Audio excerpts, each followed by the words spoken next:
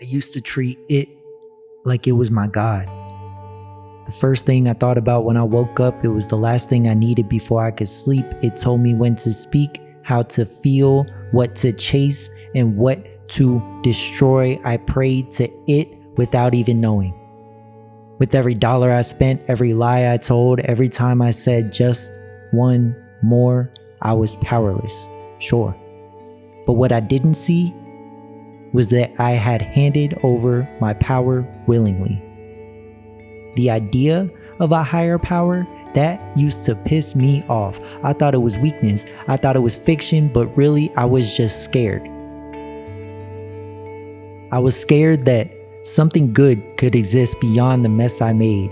I was scared to let go of the control I never really had, but here's the truth. Being powerless doesn't mean staying broken.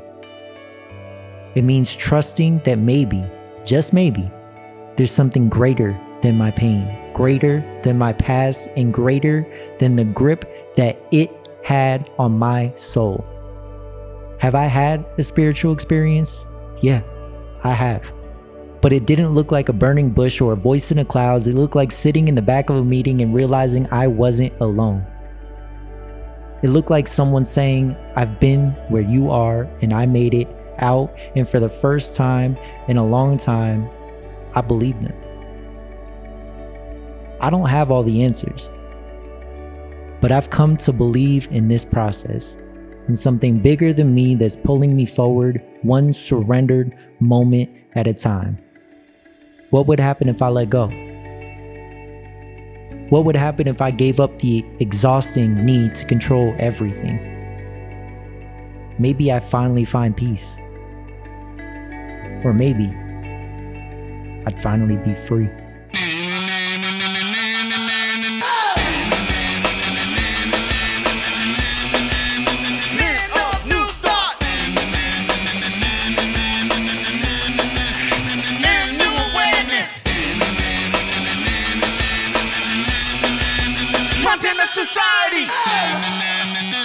Okay, listen, it's not lost on us that step 2 can be very difficult for some.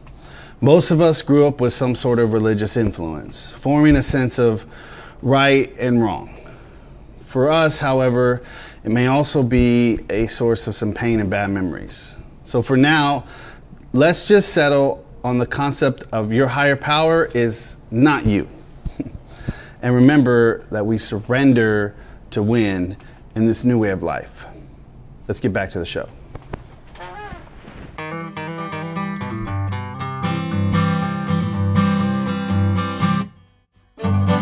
With the arrival of filmmaker Christian and his son Emmanuel, the Bunker Boys take a well-deserved break to go horseback riding through the mountains of Montana, enjoying one of the many gifts of recovery. This adventure will not be soon forgotten.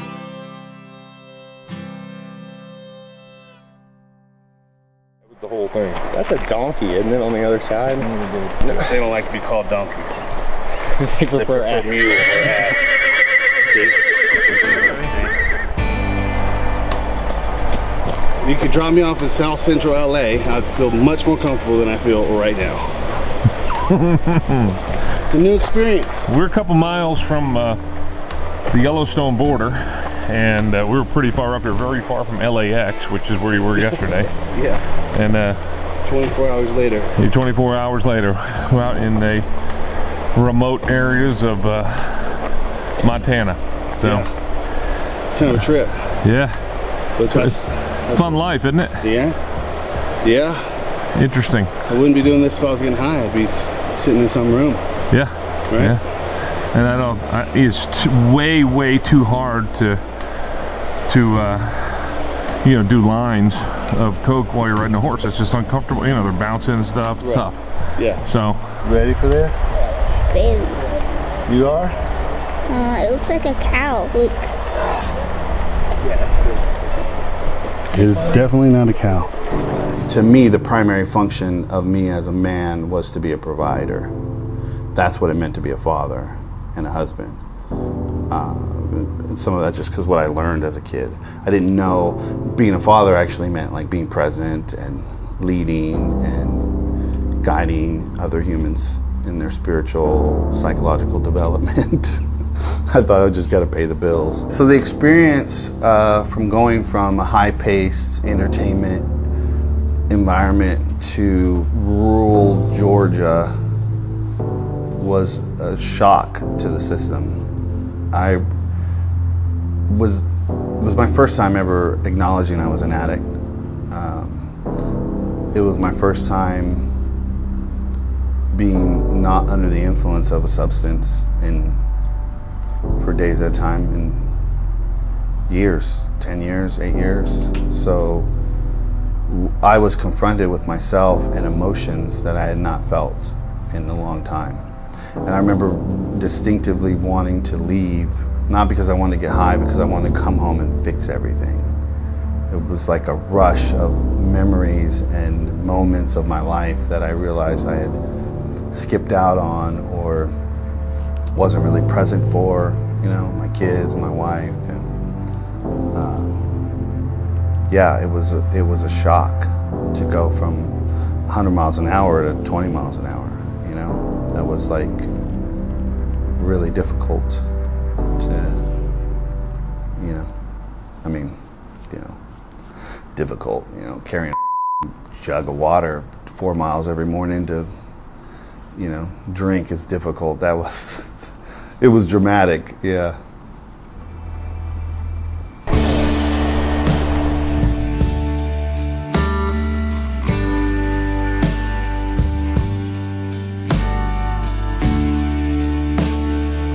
Crazy, man, hitting these cliffs and spots where it's like one wrong move, we could die.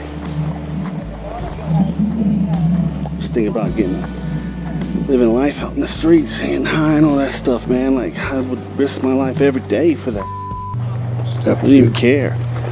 Get bad dope. I made a decision not to fix me overnight. Criminal situations, to turn me robbed, over. killed. And then you get sober and you put yourself in this kind of situation. And it's life. It's life-giving. It's new experience.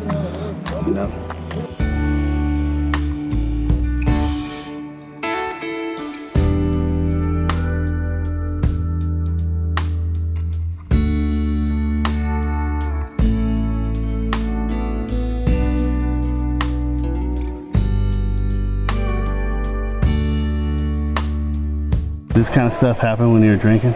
No, hell no. Right, because you just won't be at the house drinking. Yeah. Right. Who would have imagined I'd be in Montana riding a horse in beautiful country? Right. That would have never crossed my mind Yeah, me either. 3 or 4 years ago. Yeah. It's amazing. What a life. It's just like riding a horse. You just kind of sit back, relax, and a lot of amazing things come to you. Amen. What a ride. Literally and physically. What a great life. You never know what to expect. Right. And I don't dream about any of this. It just happens without my encouragement. Yeah. It's a great life. Freaking the end of June, man. I'm supposed to be sweating right now. Not like Florida, is This it? is not like Florida at all. Reed, how do you think the boys are doing overall? I've known Zeb for a while now, and he's definitely improving. His anger issues were his biggest problem, and he goes off maybe 3 times a week, 4 times a week, and it used to be about twice a day. So he's definitely improving. He seems to be being a little more open and vulnerable with other men around. He's laughing a lot more too, because he used to not laugh. He never would say it out loud, but he used to not like his existence very much. Well, one of our goals, bringing him under our wing, working on a different project down in Florida, was to bring him kind of closer to you and to us, and to give him a good example of how a man can live in America and live a sober life, and let him work side by side with you, with your wisdom and your patience, and to help him grow if he could get his feet firmly on the ground. And it seems as though that's kind of happening now. What about Kale? Well, he had no place to go but up. He was homeless, shooting heroin, drinking, you know, living on mats in the woods a month ago. So he's a very smart kid. He knows he's in the right place. He knows he's doing the right thing. But he's just smart enough to not understand the simplicity of the program. And it starts, I know it started with me at around 2 or 3 months sober, is when the craziness would really kick in. You know, why me? Why this? Why? You know, I'm not so sure I am happy. I'm not so sure I like being sober. You know, all that crap starts getting in your head, and the intelligent guys will figure out a way around that and not understand how simple the program can be. Exactly. Well, how you holding up? I'm doing great. I mean, I'm definitely having to use some tools in the program to let things go. I'm around a lot of immature guys. You know, my son included. He's a 17-year-old kid, but you know, it's a lot easier for me to condone immaturity from my own son. But other guys, it's a little more difficult. And plus, you put 5 guys in a hole that work together, sleep together, eat together, people are going to get frustrated. Yeah. So you got to have some patience and just let things go. Yeah, I think you're doing great. You're doing great. It's a great way of life, and I'm getting a lot out of it too. And you know, juggling and taking patience and hitting the meeting every night too keeps us centered and grounded, and keeps these guys locked into the way of life that we have. You know, it's a very regular thing for us, and you can use that to help you get through those days you're talking about. Yeah, the days get long and frustrating, and a meeting every night can actually seem troublesome. You know, like, damn, another meeting, we got to go to a meeting every day. But every day that cycle goes from frustration to a little humility at the end of the day at a meeting. Meetings always make you a little more humble each day. You know, if you listen to other people's problems, hey, I'm doing okay. That kind of feeling. This is a special moment for us here at the bunker. It marks the turning point in the change and what's to come. I don't know how old this arch and doorway is, but the end of the beginning, or beginning of the end.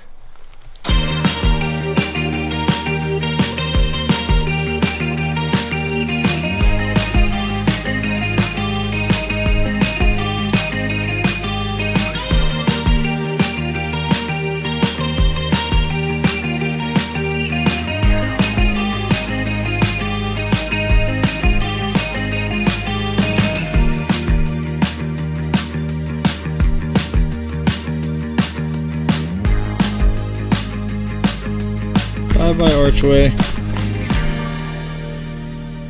What's it? See this? What I got a little trying to talk about setting boundaries and teaching principles of having some boundaries. So instead of people washing cups every day, all day, and you know, wasting time, energy, soap, and the kitchen sink filling up, everybody decided, yeah, I'll put our names on our cups. There's my name right there. Look at that cup. Do you recall? See this cup? Look at that. Look at that. Yeah. I see it. What does that say? Reed? No, it says Dean right here. I'm Dean, and he is licking the freaking side of my cup. Okay? I don't use other cups because I got Dean's cup. Did it taste like? Supposed to be. Did it taste like bullshit? You're very funny. You're funny. You're very funny.